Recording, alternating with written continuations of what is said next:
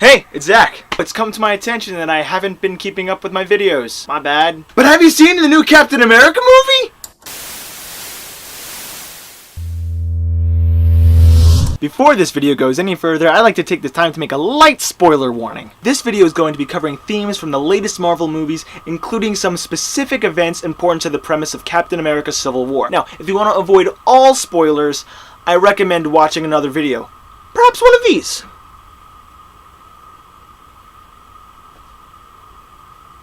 Moving on.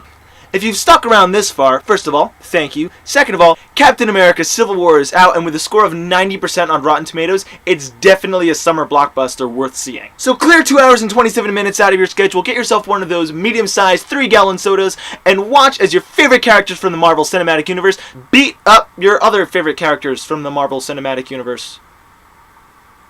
So fun! So, for a superhero movie, there was a surprising lack of emphasis on who the good guys were.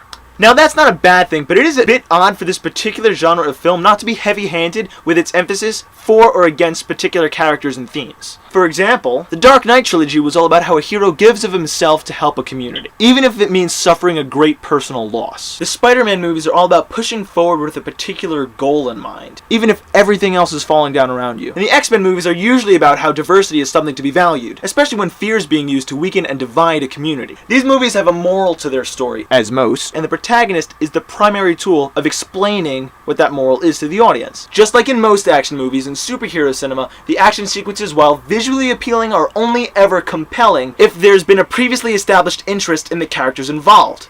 And it's pretty obvious which one you're going to root for. The protagonist, the good guy, the superhero. But there's more than one superhero in Captain America Civil War. And who the good guys were was largely left up to personal preference. What's left me at a loss? I need theming. I need structure. I need to know if I'm a hashtag Team Cap or hashtag Team Iron Man. Real talk, hashtag Team Spider-Man. Of course, the easy answer is Team Cap, as this is a Captain America movie, and so naturally I should root for him as the title character. Wrong. Being the title character doesn't mean you're the main character. After all, look how much screen time Godzilla got in the latest Godzilla movie. The protagonist is the character that plays the most important role in the movie. So, we should ask, did Captain America play the most important role in Civil War? Now, I'm not sure on the entire screen time breakdown, but even though this wasn't Iron Man Civil War, Tony Stark was on screen just as much as old Stars and Stripes was. In fact, by my count, Civil War had 12 super guys in total, all of which were either full members of the Avengers, or at least on the reserve team.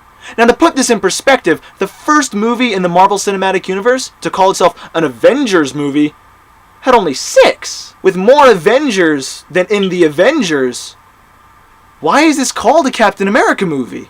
Which one gets to be the main character? Which one am I supposed to be rooting for above all others? I'll give you a hint. It's not Captain America. It's not Iron Man either!